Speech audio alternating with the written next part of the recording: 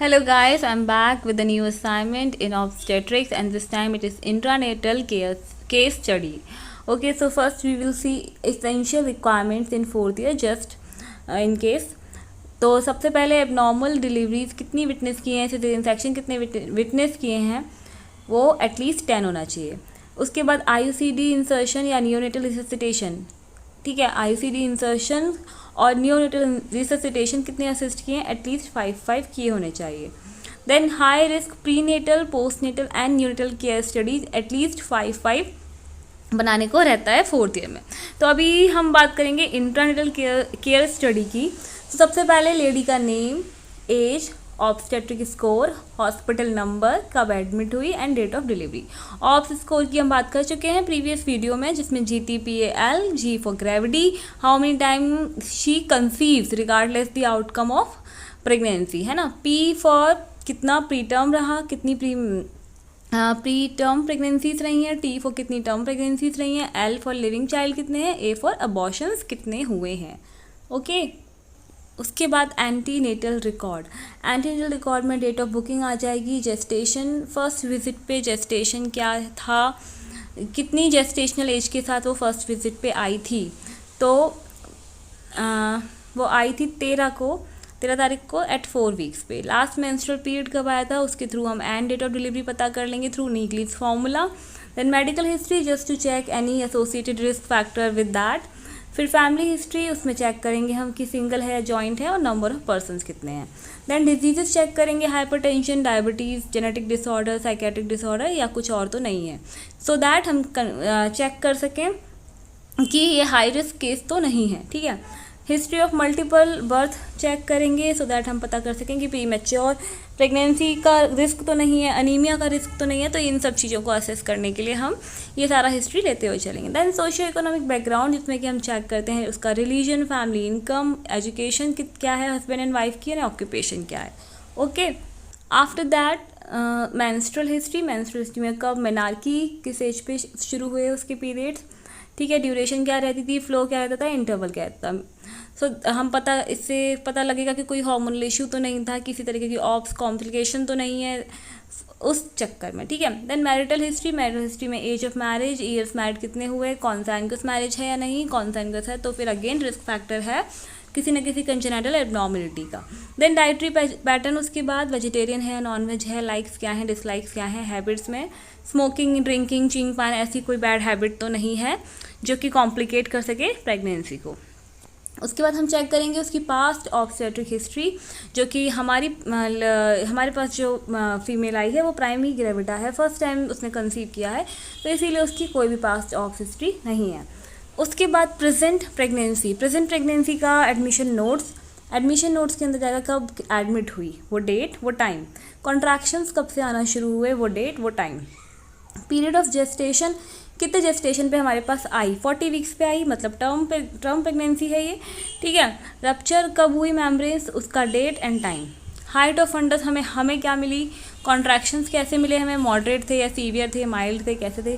Presentation हमें कैसी मिली, cephalic मिली, breach मिली, कैसी मिली वो लिखना.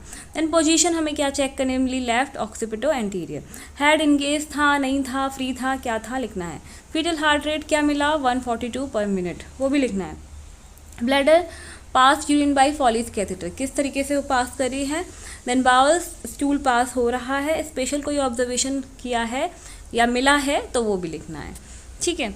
उसके बाद प्री नेटल विजिट्स, उससे पहले की जो विजिट्स रही होंगी वहाँ का जो डेटा है वो, डेट ऑफ बुकिंग क्या थी, क्या क्या वेट मिला, क्या क्या हाइट मिली, यूरिन में कुछ प्रोटीन या ग्लूकोज तो नहीं मिला, बीपी क्या रहा, फीटल हार्ट रेट नॉर्मल आया था या नहीं, वीक ऑफ जेस्टेशन क्या कौन कौन से टाइम पे आई थी, हाइट ऑफ फंडस क्या मिली थी उस वक्त, पोजीशन क्या थी, एंड कोई कॉम्प्लिकेशन रहा हो, कोई प्रॉब्लम रही हो तो ट्रीटमेंट क्या दिया आपने.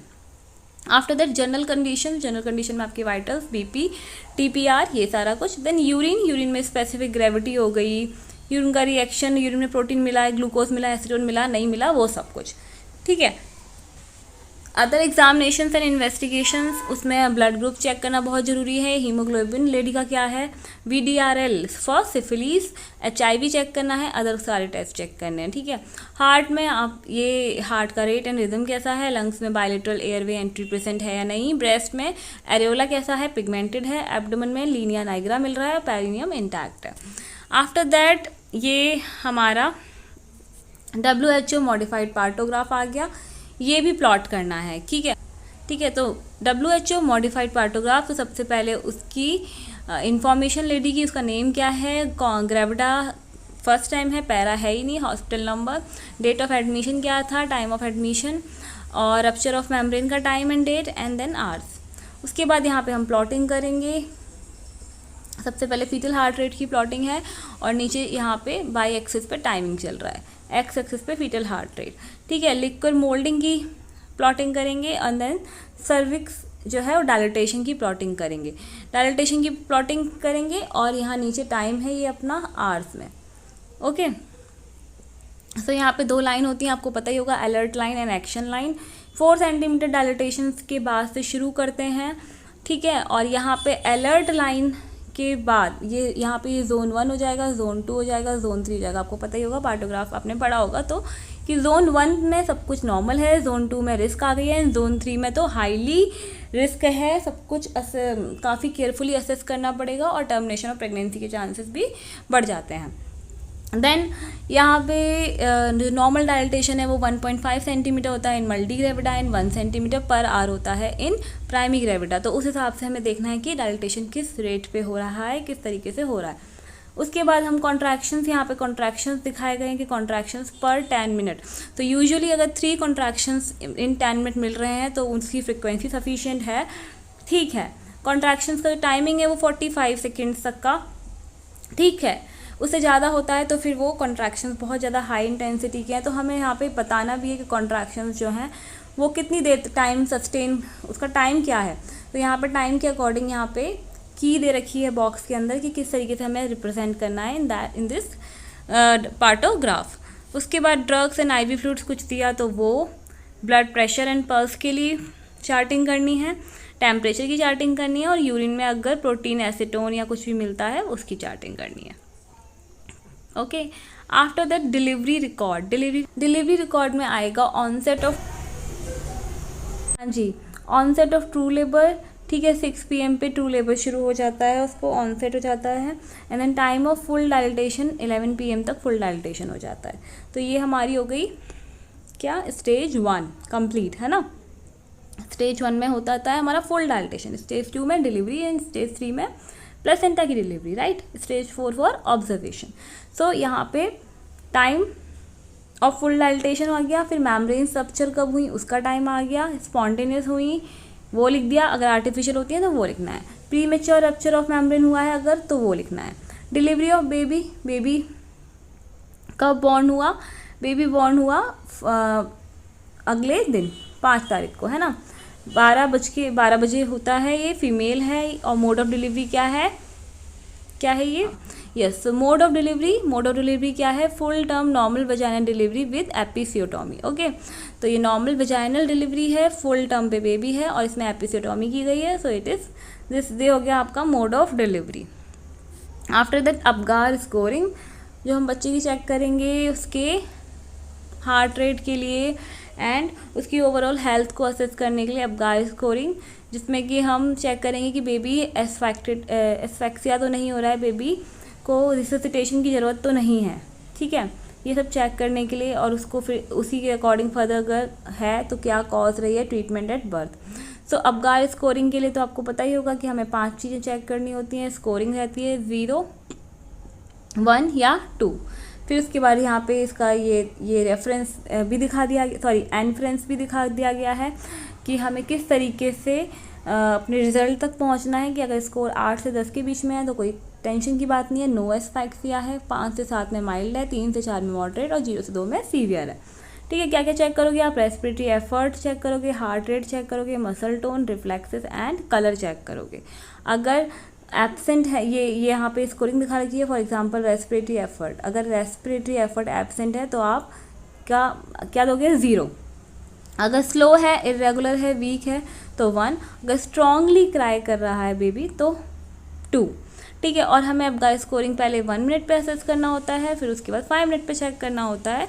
तो यहाँ पे इसीलिए पहले 1 मिनट का दे रखा है और फिर 5 मिनट का दे रखा है। ठीक है, फिर delivery of placenta and membranes. Delivery of placenta of membranes में डिलीवरी कब हुई, टाइमिंग आ गया आपका 12 बजे हुई, जेपी हॉस्पिटल में हुई। ठीक है, स्पॉन्टेनियसली हुई या फिर मैनुअली रिमूव किया गया, तो वो लिखना है कि स्पॉन्टेनियसली हुई। फिर प्लेसेंटा एंड मेम्ब्रेन्स कंप्लीट निकली या इनकम्प्लीट, तो यहाँ पे कंप्लीट। इनकम्प्लीट का केस हो सकता है फॉर एग्जांपल अब्रप्शियो प्लेसेंटा, है ना। वेट क्या था उसका 450 ग्राम। कॉर्ड की लेंथ, कॉर्ड का इंसर्शन कैसा था, एक्सेंट्रिक। ठीक है, तो यहाँ पे कॉर्ड का इंसर्शन भी मैटर करता है। फॉर एग्जांपल वेलामेंटस है तो वो प्रॉब्लमेटिक होता है, नॉर्मल आपका सेंट्रल और एक्सेंट्रिक नॉर्मल में आ जाता है। देन ब्लड लॉस कितना हुआ, बिफोर डिलीवरी कितना हुआ, ड्यूरिंग डिलीवरी कितना हुआ, 375 ml। ये 3 पॉइंट नहीं है, ये 375 ml है। आफ्टर डिलीवरी कितना हुआ 50 ml, तो ओवरऑल कितना हो गया 500 ml। ठीक है, कोई प्रॉब्लम नहीं है। देन पेरिनियम इंटैक्ट मिला। एपिसियोटोमी हमने मीडियोलेटरल की एंड रिपेयर करते वक्त ये जो रीडा का स्कोर रहता है, रीडा मतलब जो एपिसियोटोमी के बाद रिपेयरिंग हीलिंग के लिए जो हम चेक करते हैं कि वहाँ पे रेडनेस तो नहीं थी, R for redness, E for आपका हो जाता है ये कि वहाँ पे किसी भी तरह का एडिमा तो नहीं बनना था, E for ecchymosis and D for discharge and A for approximation. ठीक है, तो इन सब चीज़ों पे हम असेस करते हैं कि रिपेयर कैसा जा रहा है, और ये हम हर 4 घंटे बाद चेक करते हैं रीडा को। इसकी स्कोरिंग रहती है 0, 1, 2 ऐसे करके इसकी स्कोरिंग रहती है। ठीक है, आफ्टर दैट मेडिकेशंस गिवन, कौन कौन सी मेडिकेशन दी, टोटल लेंथ कितनी थी लेबर की 7 hours 8 minutes। Mode of delivery बता ही चुके हैं हम यहाँ पे। Mode of delivery full term normal vaginal delivery with episiotomy. ठीक है, उसके बाद ड्यूरेशन ऑफ लेबर हमने डिवाइड करके बता दिया। फर्स्ट स्टेज हमारी इतने में कंप्लीट हो गई, सेकंड स्टेज में हमारा इतना टाइम लग गया, थर्ड स्टेज में जस्ट 10 minutes एंड टोटल हो गया 7 hours 8 minutes का। ठीक है, condition of mother following delivery वो भी बहुत ज़रूरी है जानना।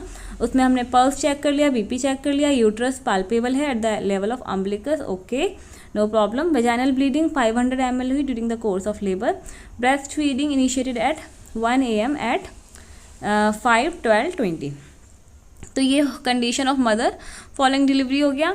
आफ्टर दैट आपके care plans, intranatal nursing care में डायग्नोसिस क्या हो रहा होगा उसको, इंट्रानेटल पीरियड में क्या हो रहा होगा लेडी को, पेन हो रहा होगा। So it is acute pain, perineal abdomen pain हो रहा है related to the physiological process of labour, है ना। कुछ नहीं कर सकते, फिजियोलॉजिकल प्रोसेस ही ऐसा है लेबर का कि पेन होगा। And it is evidenced by patient verbalisation and facial expression. Nursing care plan क्या करना है हमें इसमें, असेस करना है कितना लेवल ऑफ पेन है, check cervix for dilatation and effacement timely check करना है, कंफर्टेबल पोजीशन देनी है और make sure for comfortable measures. तो हमने ये कर लिया। देन इम्प्लीमेंटेशन एंड इवेल्यूशन कर दिया उन चीज़ों का। ठीक है, after that next diagnosis fear है उसको, क्योंकि वो फर्स्ट टाइम प्रेग्नेंट हो रही है तो ऑब्वियस ही बात है फियर तो होगा ही।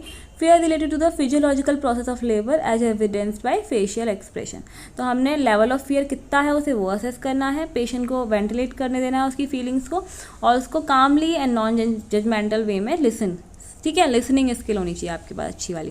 देन नर्सिंग क्या इम्प्लीमेंट कर दी हमने और इवेल्युएट कर ली यहाँ पे, और इस तरीके से उसकी पूरी वही सारी बताया गया कि उसके फीलिंग्स को, एक्सप्रेशंस को केयरफुली सुनना है, ये सब हमने किया। And this is all about intranatal care study. इस तरह के और असाइनमेंट्स के लिए आप हमारे चैनल को सब्सक्राइब कर सकते हो, हमारे इंस्टाग्राम पे हमें ज्वाइन कर सकते हो, टेलीग्राम पे भी हमारे ग्रुप हैं जहाँ पे कि आप काफ़ी सारे notes and PDF free of cost पा सकते हो।